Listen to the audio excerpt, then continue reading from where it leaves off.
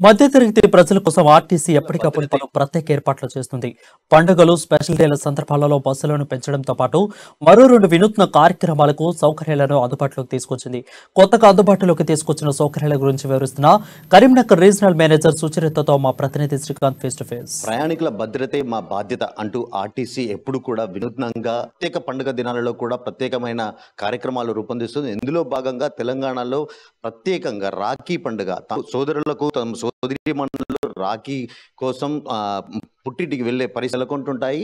ఈ క్రమంలో భాగంగా ఆర్టీసీ మహిళా మణుల కోసం ప్రత్యేకంగా రాఖీ పండుగ కోసం ఒక ప్రత్యేక బస్సులను అయితే ఏర్పాటు చేశారు. మనతో పాటు కరీంనగర్ రీజనల్ మేనేజర్ సుచరిత గారు ఉన్నారు. వారిని అడిగి మరిన్ని వివరాలు తెలుసుకుందాం. మేడం, చెప్పండి, అంటే ప్రత్యేకంగా ఆర్టీసీ మహిళల కోసం ఒక రాఖీ పండుగ ప్రత్యేకంగా సోదరులకి రాఖీ కట్టడానికి వెళ్తూ ఉంటారు కదా, ఇందులో భాగంగా జిల్లా వ్యాప్తంగా ఎలాంటి ఏర్పాట్లు చేశారు? ముందుగా సోదరి సోదరులందరికీ కూడా రాఖీ శుభాకాంక్షలు అండి. అయితే ఈ రాఖీ రోజు సోదరిమణులు కానీ సోదరులు కానీ ఇబ్బంది పడకుండా అడిషనల్గా మేము కరీంనగర్ రీజన్ నుంచి 398 సర్వీసులు వారి కోసం ప్రత్యేకించి ఏర్పాటు చేయడం జరిగింది. సో మా ఆఫీసర్స్ అందరూ కూడాను అటు జేబీఎస్, కరీంనగర్ అన్ని ముఖ్య బస్ స్టేషన్స్లో వాళ్ళు మానిటర్ చేయడం జరుగుతుంది. ఉదయం నుంచి రాత్రి ట్రాఫిక్ క్లియర్ అయ్యే వరకు కూడా మా ఆఫీసర్స్, సూపర్వైజర్స్ అందరూ కూడా అందుబాటులో ఉంటారు.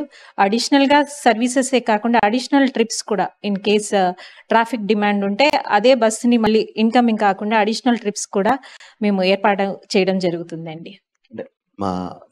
మహిళల కోసం ప్రత్యేకంగా అంటే దూర ప్రయాణాలకు వెళ్ళే వారి కోసము రాఖీ స్టాల్స్ కూడా ఒకటి ఏర్పాటు చేయనున్నట్లు కూడా ప్రకటన అయితే వెలువడింది. అంటే రాఖీ పండుగతో పాటు మరికొద్ది రోజుల్లో వచ్చే వినాయక విగ్రహాలను కూడా ప్రత్యేకంగా బస్టాండ్లో ఏర్పాటు చేయనున్నట్టు కూడా ఒక ప్రకటన వచ్చింది.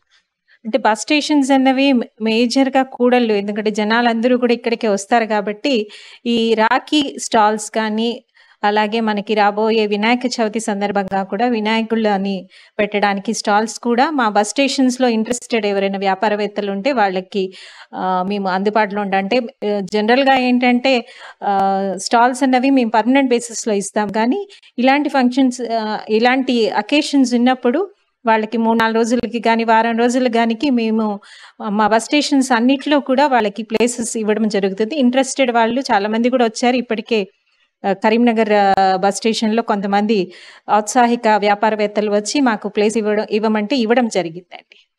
ప్రత్యేకంగా ఇంకొకటి ఏంటంటే ఏదైతే సెలవు దినాలలో ఇలాంటి పాస్లకి సంబంధించి అవన్నీ కూడా యథావిధిగా కొనసాగనున్నాయా? ప్రత్యేకమైన పాస్లు అంటూ కూడా ఉంటాయి కదా, అవి యథావిధిగా కొనసాగనున్నాయా? ఈ రేపు రాఖీ పండుగ సందర్భంగా ఆ పాస్ల పరిస్థితి ఏంటి?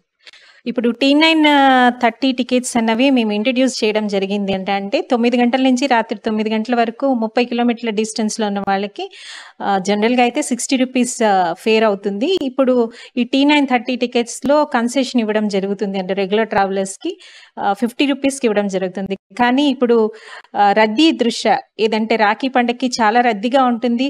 సో ఆ టికెట్స్ ఇష్యూ చేయడం అనేది కాస్త కండక్టర్కి కష్టతరమైన విషయం. ఎందుకంటే వాళ్ళ పేరు నమోదు చేయాలి, వాళ్ళు వయసు నమోదు చేయాలి, కాబట్టి కొంచెం ఇబ్బంది కలుగుతుంది. కాబట్టి 29th నుంచి 1st వరకు తాత్కాలికంగా రద్దు చేయడం జరిగిందండి. థ్యాంక్ యూ అండి.